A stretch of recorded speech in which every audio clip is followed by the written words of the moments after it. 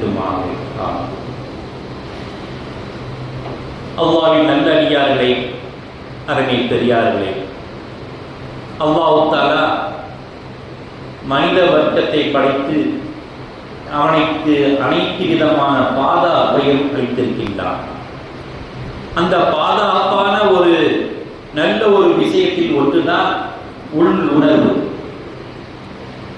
மனிதனுக்கு உள்ளுணர்வு இல்லை என்றால் அவன் தான் இயங்கி விசையை போல நடந்து கொள்வான்.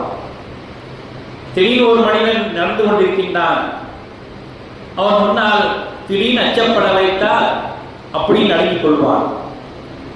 இதுதான் உள்ளுணர்வு, எச்சரிக்கை உணர்வு. ஏனென்றால் இது தன்னால் இயன்ற உணர்வல்ல, இறைவனால் கொடுக்கப்பட்ட உணர்வு. ஆகவேதான் அல்லாஹ் தஆலா இந்த உணர்வை மனிதனுக்கு ஹிபத்தாக அன்பளிப்பாக வழங்கியிருக்கின்றேன் என்று சொல்லி காட்டினார். காலில் லேசா முள் குத்தினால் உடனே காலை எடுத்து விடுவோம், வலிக்குதல் டக்குன்னு உள்ளுணர்வு. அந்த வலி உடல் முழுவதும் பரவி மூளைக்கு சென்று மூளை அதை ஆராய்ச்சி செய்து இது முள்ளுதான், நீ காலை எடு என்று சொல்வதற்கு முன்னாலே காலை எடுத்து விடுவோம். அல்லாஹ் அவ்வளவு பாதுகாப்பை வைத்திருக்கின்றார். இவ்வளவு நடக்கணும்னா என்ன செய்வோம்? முழுக்க காலை அழுத்தி விடுவோம்.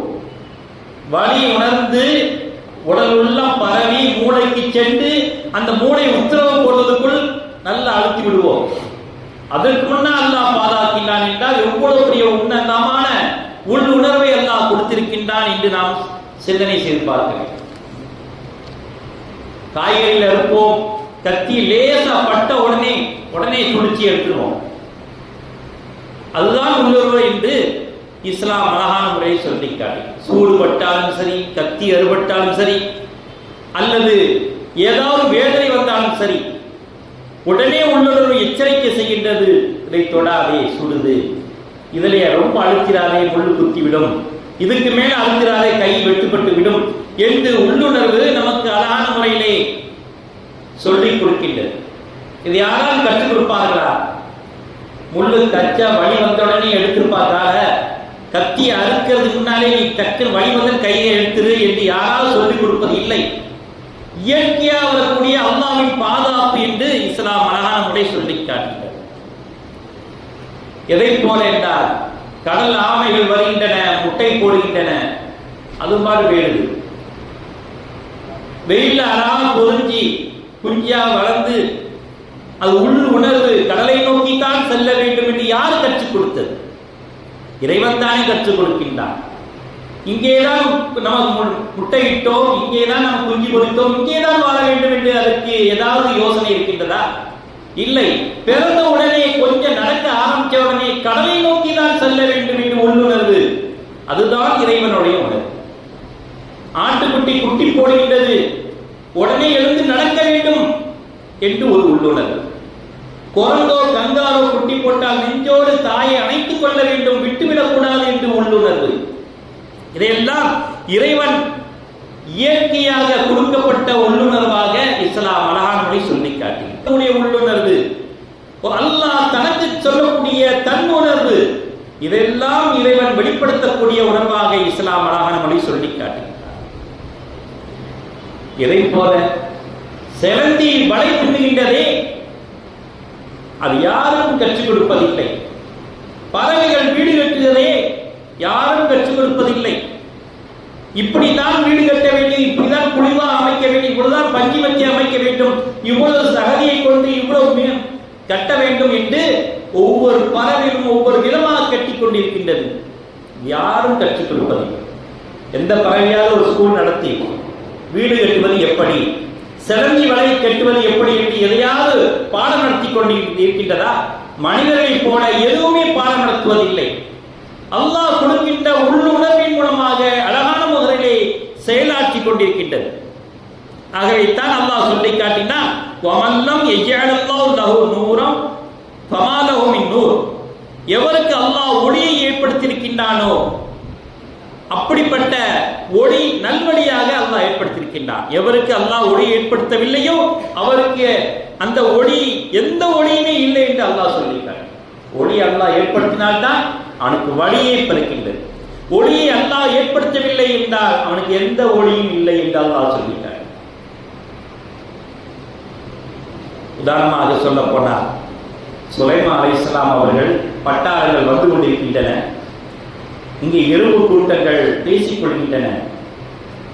தூரத்திலே சுலைமான் அலைஹிஸ்ஸலாமுடைய பட்டாளம் வந்து கொண்டிருக்கின்றன. நம்மை அடித்து சமட்டி விடுவார்கள், மிதிச்சு சமட்டி விடுவார்கள். ஆகவே எல்லோரும் வீட்டுக்கு ஓடுங்கள் என்று எறும்புக்கு உள்ளுணர்வை கொடுத்தது யார் என்று அல்லாஹ் கேட்கிறார். யா ஐயுன் நம்ரு துஹுலு மசாகினஹும் லா யஹமிக்குமன்னகும் சுலைமான வ ஜுனூதுஹு. எறும்புகளே, நீங்கள் உங்கள் புற்றுக்குள் நுழைந்து கொள்ளுங்கள். சுலைமானும் அவருடைய பட்டாளங்களும் நாம் இருக்கும் நிலையை அறியாதவர்கள். அவர் வந்து கொண்டிருக்கிறார், நாம் தரையில போறது அவருக்கு தெரியாது. அறியாம விரிச்சு விடுவாங்க, சமட்டி விடுவாங்க, அழிச்சு விடுவாங்க. ஆகவே நீங்கள் வீட்டுக்குள் நுழையுங்கள் என்று எறும்புடைய தலைமையை சொல்லி காட்டி, இதுதான் இயல்புகள். இயல்பான இருக்கக்கூடிய ஒரு உள்ளுணர்வு அல்லாஹ் பிச்சரைக்கு கொடுக்கின்றான். எறும்புகளுக்கு உடனே உள்ளுணர்வை கொடுக்கின்றான். நீங்க உள்ள போப்பா, பட்டாளம் வந்து கொண்டிருக்கின்றது. அல்லாஹ் தேனீக்களை பற்றி சொல்லும் பொழுது ரப்புக இளன் நகல், உம் இறைவன் தேனீக்களுக்கு உள்ளுணர்வை அளித்திருக்கின்றான் என்று அல்லாஹ் சொல்லி காட்டான். தேனீக்கு உள்ளுணர்வை கொடுத்திருக்கின்றேன். இந்தந்த பூக்களை போய் தேனை குடி, இந்தந்த பூக்களில் தேனை குடித்து விடாதே, இது விஷம், இது மதுரம், இது உறுப்பு, இது மருந்து என்று தேனீக்களுக்கு நாம் உள்ளுணர்வை கொடுத்திருக்கின்றோம் என்று அல்லாஹ் சொல்லி காட்டுகின்றான். இப்படியா ஒவ்வொரு பறவைகளுக்கும் அல்லாஹ் தஆலா வியக்கத்தக்க கூடிய ஒரு உள்ளுணர்வை அல்லாஹ் கொடுத்திருக்கின்றான்.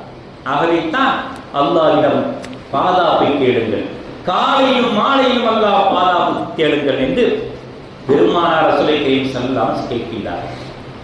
ஏனென்றால் அல்லாஹ்விடம் பாதுகாப்பு கேட்டால் உங்களுடைய உள்ளுணர்வு விழித்துக் கொள்ளும். அல்லாஹ் தஆலா அனுதினமும் உள்ளுணர்வை விழிக்க செய்து விடுவான் என்று பெருமானார் ரசூலை கரீம் ஸல்லல்லாஹு அலைஹி வஸல்லம் சொல்லியிருக்கிறார். ஒரு நண்பர்கள் 2 பேர்கள் ஒரு மிருக காட்சிக்கு செல்கின்றார்கள். 2 பேரும் வாக்குவாதம் முத்திடுச்சு. டார்வின் கொள்கை சிறப்பானது என்று சொல்கின்றார். அறிவுபூர்வமாக சிந்திப்பதுதான் சிறப்பானது என்று சொல்லி காட்டினார். இல்லப்பா, உள்ளுணர்வு தான் சிறப்பானது என்று 100 மனிதர் வாதாடுகிறார். 2 பேரும் வாக்குவாதம் முத்திடுச்சு. என்ன நீ அப்படி சொல்ற? மனிதனுக்கு அறிவை அல்லாஹ் கொடுத்திருக்கின்றான், அறிவுபூர்வமான சிந்திக்க மாட்டாயா? உள்ளுணர்வை தான் நீ நினைச்சு பார்ப்பாயா? உள்ளுணர்வு என்னைக்காவது வரும், அறிவு தானே எப்போதும் வந்து முன்னால் வந்து நிற்கும், அறிவை தானே செயல்படுத்தணும் என்று டார்வின் கொள்கையை இந்த மனிதர் சப்போர்ட் பண்ணி பேசுகின்றார். டார்வின் கொள்கை குப்பையில கொடுப்பா, அறிவு என்னைக்கும் உதவாது, உள்ளுணர்வு எச்சரிக்கை தான் உதவும் என்று இவர் சொல்கின்றார். அது நிரூபிச்சு காட்டு. எப்படி நிரூபிக்கும்? இந்த கூண்டுல, கண்ணாடி கூண்டுல பாம்பு நிற்குது அல்லவா, அந்த பாம்பை உத்து பாரு என்று சொல்கின்றார். சரி, இதுக்கு என்னப்பா சம்பந்தம்? அறிவுக்கும் உள்ளுணர்வுக்கு என்ன சம்பந்தம்? ஏன் உத்து பார்க்க சொல்ற? நீ உத்து பாரு. அப்படி கண்ணாடி கூண்ட உத்து பார்க்கிற, திடீர்னு ஒரு பாம்பு ஒரு ஆள் நிக்கணும், கொத்த வரும், டப்புன்னு எஞ்சி ஆடுகிறார். உடனே சொல்றாரு, நீ தைரியமா நிக்க வேண்டியத, ஓ அறிவு இருக்குதா, கண்ணாடி இருக்குது என்ற அறிவு இருக்குதா இல்லையா? பாம்பு இந்த கண்ணாடியை மீறி நம்மை கொத்தாது என்ற அறிவு இருக்குதா இல்லையா? அறிவுதான் முக்கியம் என்று வாதிட்டுக் கொள்ளக்கூடிய மனிதனே, கண்ணாடி முன்னால் தான் நாம் நிற்கின்றோம், பாம்பு கொத்தினால் நம்மை தீண்டாது என்ற அறிவு உனக்கு வேலை செய்யவில்லையா? இப்பொழுது உள்ளுணர்வு ஏன் வேலை செய்ய வேண்டும்? ஏன் திடீரென்று பயப்படுகின்றார் என்று சொன்ன உடனே டார்வின் கொள்கையை குப்பையில தூக்கி போட வேண்டியது. ஆமா, உண்மைதான். உள்ளுணர்வு நம்மை முழுவதுமாக ஆட்கொண்டு விட்டது. அறிவு வேலை செய்யல. எந்த விஷயம், ஒரு பூச்சி டக்குன்னு பார்த்து மூஞ்சில் வந்து அடிக்குதுன்னா, பூச்சி தானே, இந்த கொசு தானே, என்ன செய்ய போகுதுன்ட்டு நம்ம நிக்க போறதில்லை. டக்குன்னு பயந்துடும், டக்குன்னு கண்ணை சிமிட்டிடுவோம்.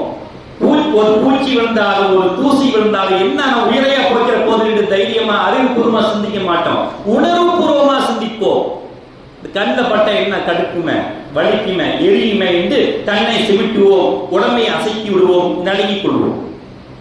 ஆக உள்ளுணர்வு தான் முக்கியமானது என்று எடுத்து இயம்புகின்றார் அந்த மனிதர்.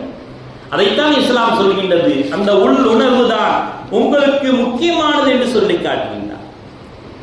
ஆகவே தான் ஒவ்வொரு விஷயங்களும் அல்லாஹ் தஆலா மனிதனுக்கு விளக்கம் கொடுக்கின்றார்.